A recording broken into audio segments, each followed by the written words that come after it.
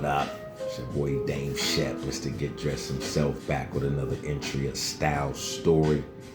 Just a moment in time where I can remember that stands out to me that, you know, I kind of knew I was on to something as far as this fashion and style thing goes. My last couple stories took place in middle school, so, you know, shit, we can actually keep it right there. I vividly remember being in like the 7th or 8th grade, had to be like, I want to tell my age, but like 89, 90. And yeah, I think I was in the 8th grade. But I went to the Saleisan Boys Club, and it's like I don't know if like a sports type thing, but we had everything. And we had bowling alley, swimming pool, learning center, game rooms, and a big boy gym. And you know, it was really only for boys. But at this particular time, they was kind of, you know, doing some community involvement, and they used to throw these little summer jams for us. And even though this was an all boys club, they let the girls come. So you already know what type of situation it was, and you didn't even have to have a membership to come to these events. So these things used to get super duper packed, and they probably only had a run of like maybe 3 of these. And every last one of them used to be crazy thick. I'm talking about gym full to capacity. And we young, we ain't nothing but, you know, 12, 13, 14, some was 15, 16, but, you know, these things used to go down. And I vividly remember, might have been the second one, might have been the third one. I'm a little older now, so I'm kind of like in my bag. I'm starting to kind of like find my style. Like 7th, 8th grade, I'm kind of like getting into it a little bit, where I'm conscious of what I put on. And I remember my mom taking me to City Center, had to give me something to wear. She took me to City Center. We ended up hitting Cricket West, and Cricket West was kind of like a I don't want to say hippie store, because they had like, you know, nice urban stuff like cross colors and stuff like that, and they was dabbling with, you know, a few other brands, but they had a lot of like Euro stuff in there, like silk shirts and like leather and satin little pants. Like we wasn't into that like at all yet. You know what I mean? They had shoes in there. They had, you know, some throwback styles like Travel Fox, but they had a lot of dress shoes in there. So it was kind of like a 50-50. You can go in there and get some sauce, or you'll look at the other side like, I'm cool. But this particular day, they had this overall jumper in there. Now, during this time, there was only a couple brands really doing the rips and distress. Like you would find little hippies and, you know, people like that with holes in their pants or rips in their pants and their jeans, but nothing was distressed at this point. Used Jeans was the first brand to come through that had the rips in their jeans, but had the prints and patterns behind it. So you just didn't see a hole, you saw the print and pattern. And they played with a lot of different little prints and patterns. But another brand that did this was Damaged Jeans. And Damaged Jeans, kind of like, just like the name said, you could tell they was damaged, but this was the real first brand that I saw that was heavy on the distress. Like they really had rips in their jeans, and they had like different stuff behind theirs as well, some quilted pieces, but a variety of stuff behind their distress rips on their jeans. So these were kind of like two popular brands at this time, and kind of like the first brands ushering in like what I would say urban apparel, hip hop apparel. And this is like this is before cross colors really hit. This is before Kanai really hit. This is before all that. This is like on the cusp of urban streetwear, kind of taking a twist and kind of like taking an elevation, but we on the cusp of it. And you know, I had to get something to wear, so mom take me in there, and I happened to see the Damaged overalls, the Damaged jumper, denim, like a light stonewash, had like might have been like a little pattern up top, but it was really distressed all over with the big boy Damaged insignia stitch right there. Like, this joint was nasty. And I can't even remember what shoes I had on. I can't even really remember what top I had on under this. You know, it was kind of might have been in that BBD era. You know what I mean? Had one joint off, one joint on, but bruh, this Damaged jumper was so nasty. I walked up in the boys club, and the way the boys club is set up, you had to, when you walked in the door downstairs, you had to go up a flight of steps, a big boy flight of steps, to get to the platform where the desk was right there, and everything else was, it opened up to you. But no matter what, when you came in this building, you had to walk up some steps. So when I get there, I walk up them steps, and I'm telling you, for majority of the night, niggas was like, bruh, that's hard. And again, I'm just really coming into my sense of like style per se. Like I done, like this 8th grade, so I'm kind of like 2 years in of like being extremely conscious of what I put on. So this is like a very key moment because the attention it got, and I knew what it was when I seen it in the store. And I'm not even thinking of what a reaction would be. I'm just like, yo, that's dope. I need that in my life. And I had already had 2 or 3 pairs of used jeans. I think I already actually had a pair of damaged jeans. But no one, and I mean no one, had that damaged jumper. Not the overall game with the straps, with the, man, come on, bruh.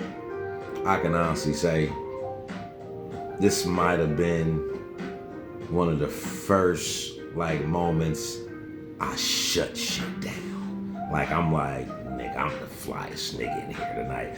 I'm not consciously knowing this at the moment, but I know from the attention I'm getting off this jumper on this particular, to the point I can't even remember what shoes I had on. I don't even know what shirt I had on up under. But I know that jumper I had on, heavyweight. Heavyweight, hurting them. And I probably shouldn't bring this up, because rest my nigga. So, and even based off my last 2 stories, man, it just seems like it's always some hate involved. And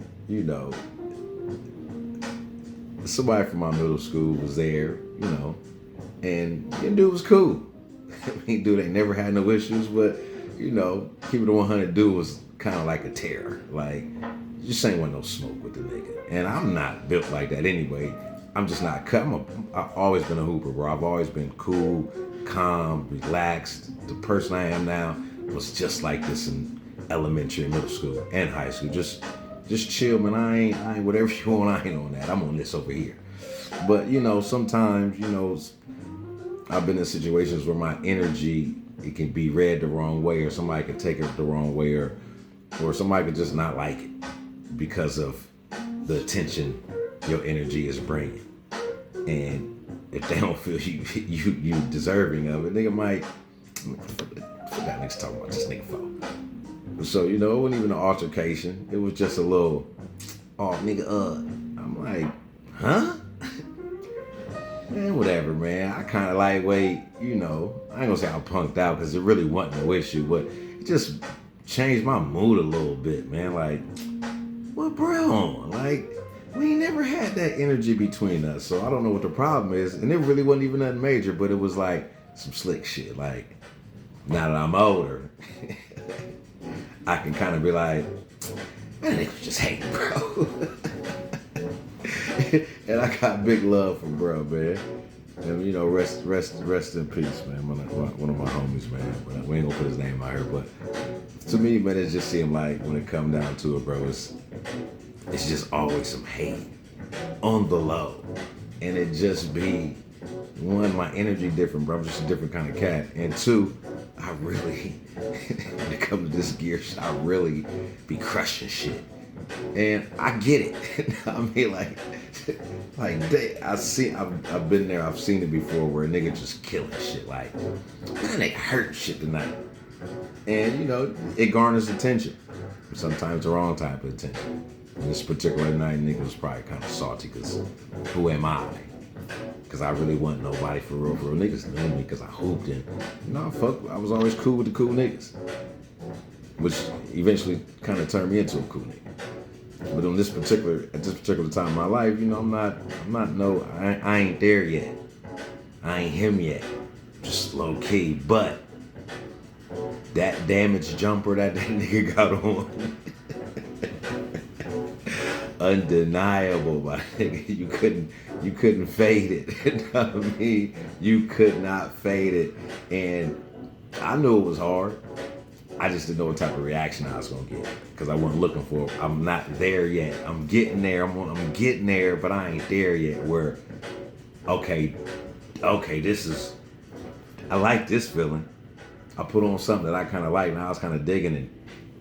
A lot of people seem like, okay, yeah, I like this. We can go somewhere with this.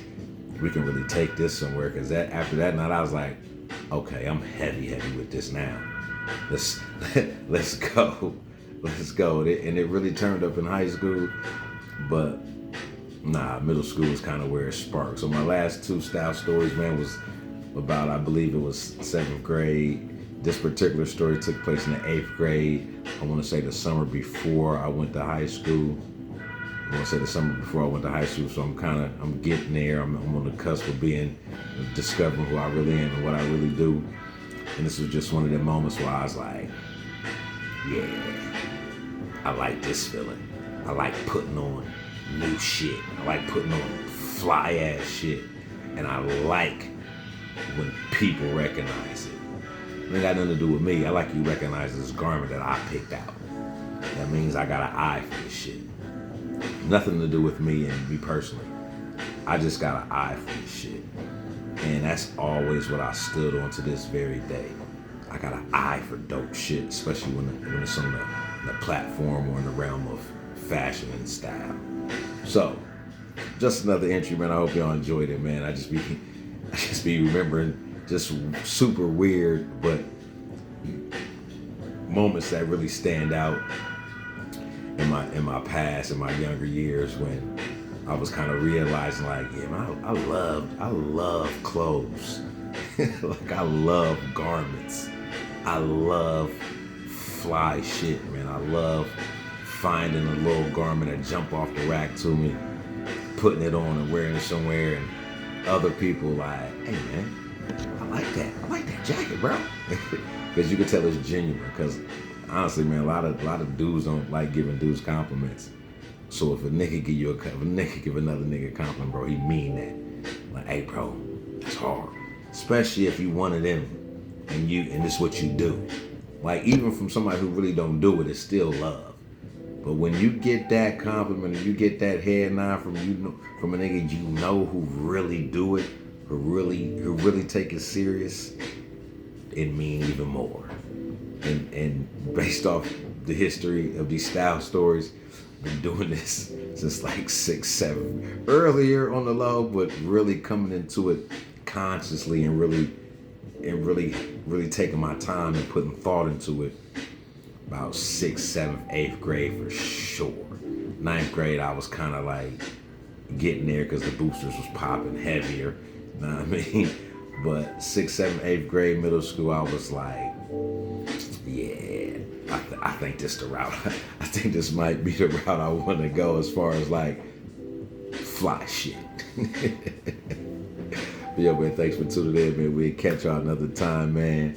And you know the motto, it ain't never changing, man. Get up, get dressed, and be great.